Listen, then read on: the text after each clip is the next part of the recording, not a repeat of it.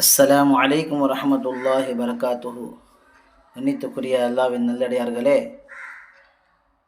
கண்மணி நாயகம் ஸல்லல்லாஹு அலைஹி வஸல்லம் அவர்களுடைய சன்னிதானத்தில் ஹஜரத் ஜிப்ரீல் அலைஹிஸ்ஸலாத்து வஸ்ஸலாம் அவர்கள் வந்திருந்தார்கள்.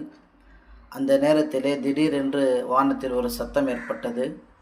அப்பொழுது ஹஜரத் ஜிப்ரீல் அலைஹிஸ்ஸலாம் அவர்கள் கூறலானார்கள், வானத்துடைய ஒரு கதவு திறக்கப்பட்டது. இதற்கு முன்பு அந்த கதவு எப்பொழுதும் திறக்கப்படவில்லை.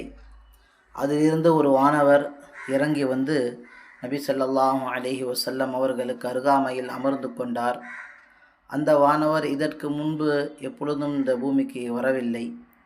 அந்த வானவர் கூறலானார், நாயகம் ஸல்லல்லாஹு அலைஹி வஸல்லம் அவர்களே, நான் இந்த 2 விஷயங்களை சொல்வதற்காக வந்திருந்தேன்.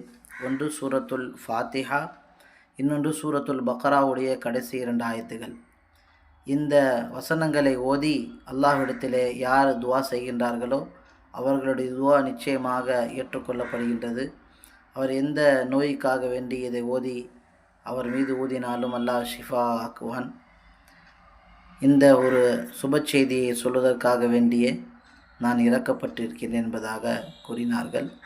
இந்த ஹதீஸ் மிஷ்காத் என்ற நூலிலே எழுதப்பட்டிருக்கின்றது. அல்லாஹ் நம்மை குர்ஆனை கொண்டு, குர்ஆனுடைய மாதம் வந்திருக்கின்றது, குர்ஆனை அதிகமாக ஓதி குர்ஆனுடைய பரக்கத்துகளை முழுமையாக பெறக்கூடிய நல்லடியார்களாக அல்லாஹ் நம்மை ஆக்கல் புரிவானாக. அஸ்ஸலாமு அலைக்கும் வரஹ்மத்துல்லாஹி வபரகாத்துஹு.